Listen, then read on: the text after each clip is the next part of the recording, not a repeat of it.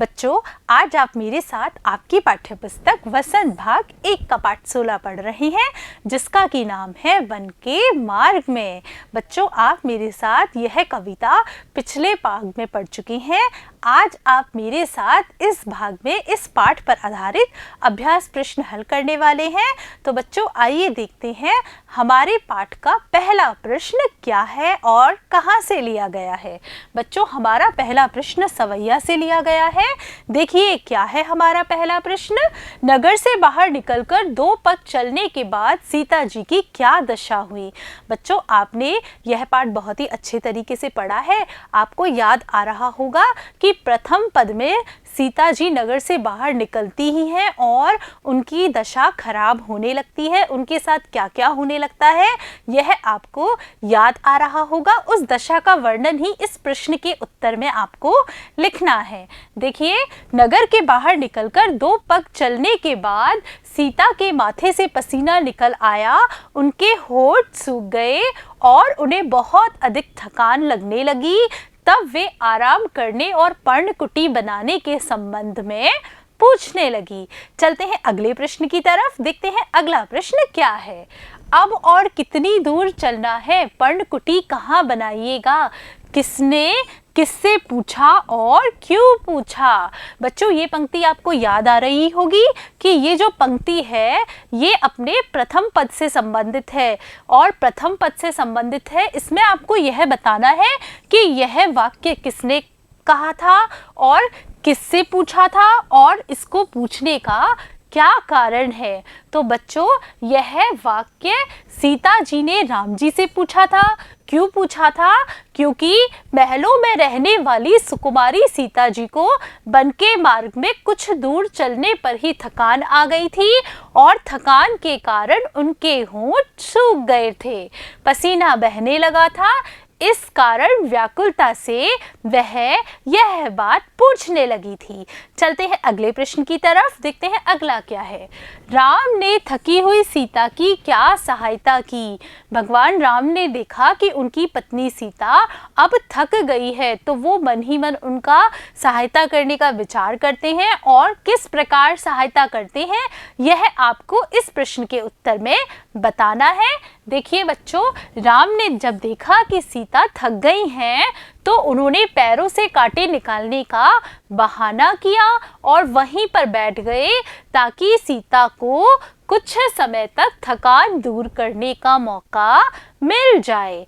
चलते हैं अगले प्रश्न पर, देखते हैं क्या है।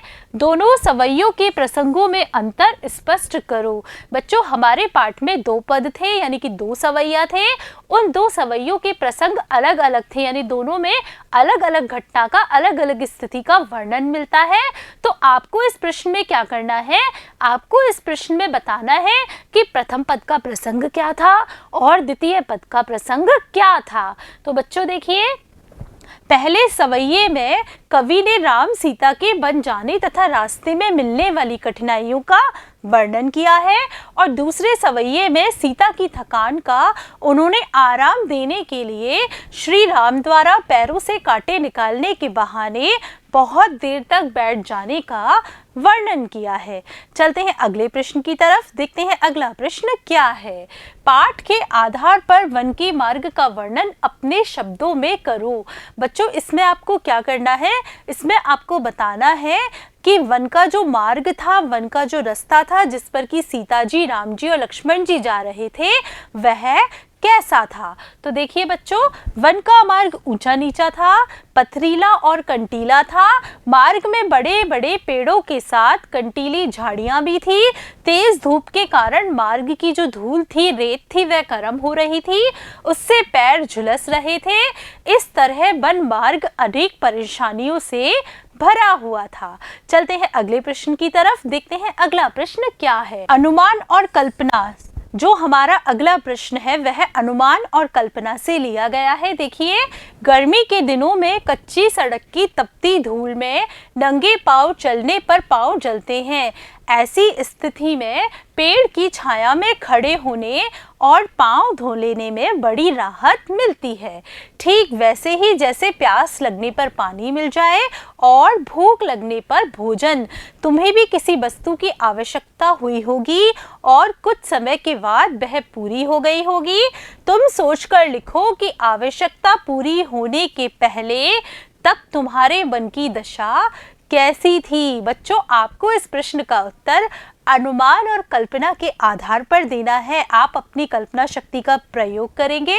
बच्चों, जब गर्मी का मौसम होता है तब हमारे यहाँ बहुत तेज़ गर्मी पड़ती है। आप लोग कई बार नंगे पैर गरम फर्श पर या गरम रेत पर चलते हैं तो आप देखते होंगे कि आपके पैर झुलस जाते हैं। फिर आप भगते हुए किसी पेड़ के नीचे जाके खड़े हो जाते हैं तो आपको बहुत अच्छा लगता होगा और आप अपने पैरों को ठंडे पानी से धो लेते हैं तो आपको बहुत अच्छा लगता होगा, बहुत ही आनंद की प्राप्ति होती होगी।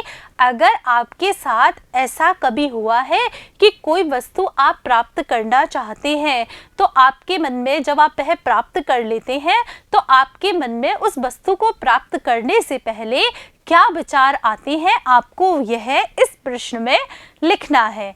देखिए बच्चों, किसी वस्तु की आवश्यकता पूरी होने से पहले उसके लिए मन हमारा बेचैन और व्याकुल रहता है। हम बार बार अपनी विषय वस्तु के लिए ही सोचते रहते हैं तथा उसे पाने के लिए अनेक प्रयास करते हैं। जैसे कि आप तेज धूप में खड़े हो, तेज धूप में जा रहे हो तो आपका मन बार बार यही तो करता है कि कहीं छाया मिल जाए, कहीं छाँव मिल जाए तो हम वहाँ जाकर खड़े हो जाएं। जब तक वह छाँव नहीं मिलती है तब तक हम उसके बारे में ही सोचते रहते हैं, बेचैन होते हैं। जैसे ही हमें कहीं छाँव दिखाई देती है तो हम उसके पास जाकर खड़े हो जाते हैं। चलते हैं अगले प्रश्न की तरफ, देखते हैं अगला प्रश्न क्या है। अगला प्रश्न भाषा की बात से लिया गया है। भाषा की बात यानी कि व्याकरण से संबंधित प्रश्न है। लखी, लखी यानी होता है देखकर, पहुँच यानी पहुँचकर, धर यानी रखकर, जान यानी जानकर। ऊपर लिखे शब्दों और उनके अर्थों को ध्यान से देखो। हिंदी में जिस उद्देश्य के लिए हम क्रिया में कर जोड़ते हैं उसी के लिए अवधि में ई को जोड़ा जाता है। जैसे अवधि में बैठ को बैठ, हिंदी में बैठकर कहा जाता है। तुम्हारी भाषा या बोली में क्या होता है, अपनी भाषा के ऐसे 6 शब्द लिखो और उन्हें ध्यान से देखो, कक्षा में बताओ। बच्चों, आप ये शब्द देखिए, यहाँ पर लख लिखा हुआ है जिसमें कि छोटे ई की मात्रा है। लेकिन अगर हम हिंदी में लिखते तो हम क्या लिखते, देखकर, यानी हिंदी में किसी भी क्रिया को में कर जोड़ते हैं और क्रिया के बारे में बताते हैं। और यहाँ पर क्या करते हैं, कर की जगह छोटे ई की मात्रा लगा देते हैं जिससे कि कर अर्थ का ही बोध होता है। ऐसा अवधि भाषा में होता है। इस प्रश्न में आपको क्या करना है, अपनी भाषा में या बोली में कुछ शब्द हमें ढूंढने हैं, 6 शब्द हमें ढूंढकर लिखने हैं और उनका हमें बताना है। देखिए, हमारी भाषा या बोली में भी हिंदी से थोड़ा बहुत अंतर होता है। राजस्थानी भाषा के क्षेत्रानुसार विविध शब्द देखने को मिलते हैं।